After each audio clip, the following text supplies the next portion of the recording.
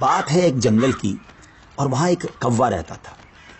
آپ جانتے ہیں نا، کوے کا رنگ بڑا کالا سیاہ ہوتا ہے، مگر وہ بڑا خوش تھا، بہت انجوائے کر رہا تھا لائف کو، طرح طرح کے کھانے کھاتا، اور رات ہوتی تو کسی بھی خوشبودار درخت پر جا کر رات بسر کرتا، انجوائے کر رہا تھا اپنی لائف کو۔ اچانک اس کی نظر ایک سفید کبوتر پر پڑی۔ وہ سوچنے لگا کہ میں کالا اور یہ سفید، یہ کتنا خوبصورت ہے، کتنا اچھا لگ رہا ہے، مجھ سے زیادہ خوش تو یہ ہوگا۔ اب اسی خیال میں وہ پریشان رہنے لگا اور اسے رات کو نیند بھی نہ آئے۔ ایک دن وہ کبوتر کے پاس پہنچا اور کہا کہ تم کتنے خوش نصیب ہو، تمہارا رنگ سفید ہے اور میں تو کالا ہوں، تم سے زیادہ خوش تو کوئی نہیں ہوگا۔ کبوتر نے کہا پہلے میں بھی یہی سمجھتا تھا، لیکن جب میں نے طوطے کو دیکھا تو میں حیران ہو گیا کہ طوطے کے تو دو رنگ ہیں، میرے پاس تو ایک ہی رنگ تھا۔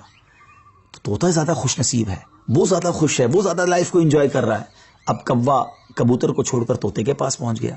کہا طوطے تم تو زیادہ انجوائے کرتے ہوگے، کتنے خوش ہوگے کہ تمہارے پاس تو دو رنگ ہیں جسم پر، تمہاری باڈی بہت خوبصورت لگتی ہوگی۔ تو طوطا کہتا ہے کہ پہلے تو میں لائف کو بڑا انجوائے کرتا تھا کہ واقعی میں بڑا رنگ برنگی ہوں، مگر جب میں نے مور کو دیکھا نا تو مور تو کئی سارے رنگ لیے ہوئے ہے، اتنا خوبصورت ہے کہ اس کو دیکھ کر مجھے لگا کہ میں تو کچھ بھی نہیں ہوں۔ اب کوا اڑتے اڑتے پہنچ گیا مور کے پاس۔ مور چڑیا گھر کے ایک پنجرے میں موجود تھا۔ پہلے تو وہ انتظار کرتا رہا کیونکہ بہت سارے لوگ مور کو دیکھنے آئے تھے۔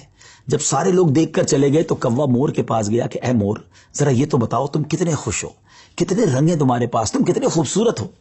مور کہتا ہے پہلے تو میں یہی سمجھتا تھا کہ ہاں میں بہت خوبصورت ہوں، مگر پھر میں نے غور کیا کہ اسی خوبصورتی کی وجہ سے تو چڑیا گھر میں قید ہو گیا ہوں، روزانہ ہزاروں لوگ مجھے دیکھنے آتے ہیں مگر میں آزاد نہیں ہوں۔ اور پھر میں نے بڑا غور کیا کہ وہ کون سا پرندہ ہے جو چڑیا گھر میں قید نہیں ہے، تو مجھے سمجھ آئی کہ کوا ہی ایک پرندہ ایسا ہے جو چڑیا گھر میں قید نہیں ہوتا، اس کو کوئی قید نہیں کرتا۔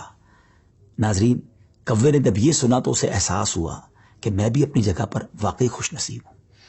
اب یہاں بظاہر تو یہ ایک فرضی واقعہ ہے، لیکن اگر اس کو ہم اپنی زندگیوں پر امپلیمنٹ کریں، اپنے بارے میں سوچیں، ہمارے پاس بہت کچھ ہے، لیکن جب کسی کو ہم سے زیادہ والے کو ہم دیکھتے ہیں نا تو ہمیں اپنی چیزیں کمتر نظر آنے لگتی ہیں، اپنا گھر چھوٹا لگنے لگتا ہے، اپنی موٹر سائیکل، اپنی گاڑی، اپنی سائیکل وہ ہمیں بڑی کمتر لگتی ہے جب کسی کی بڑی گاڑی دیکھتے ہیں، کسی کا بڑا گھر دیکھتے ہیں، کسی کی لائف سٹائل کو دیکھتے ہیں، جو ہے اس پر انجوائے نہیں کرتے بلکہ اس پر شکوہ کرتے ہیں، ناشکری کرتے ہیں۔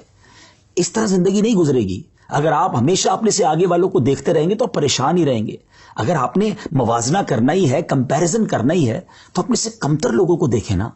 کئی لوگ بڑی مشکل زندگی گزار رہے ہیں، اللہ نے مجھے اور آپ کو بہت خوشحال رکھا ہے، جی ہاں، اب بھی ہم لاکھوں کروڑوں سے اچھے ہیں، لیکن مسئلہ یہ کہ ہمیں تو آگے والوں کو دیکھ کر ڈیمورلائز ہونا ہوتا ہے۔ شکر ادا کیجئے، اور سبحان اللہ، میرے رب کا تو وعدہ بھی ہے نا قرآن میں، لَإِن شَكَرْتُمْ لَأَزِيدَنَّكُمْ، تم میرا شکر ادا کرو میں تمہیں اور دوں گا۔ تو جب آپ اللہ کا شکر ادا کر رہے ہوتے ہیں نا کہ یا اللہ تو نے مجھے کروڑوں سے اچھا بنایا، تو وہ اور عطا فرماتا ہے، آپ اور آگے بڑھتے ہیں۔ تو بہرحال یہ چھوٹی سی حکایت ہے، اللہ کرے اس سے سبق لیں، ناشکری چھوڑ دیں اور شکر ادا کرنے والے بن جائیں۔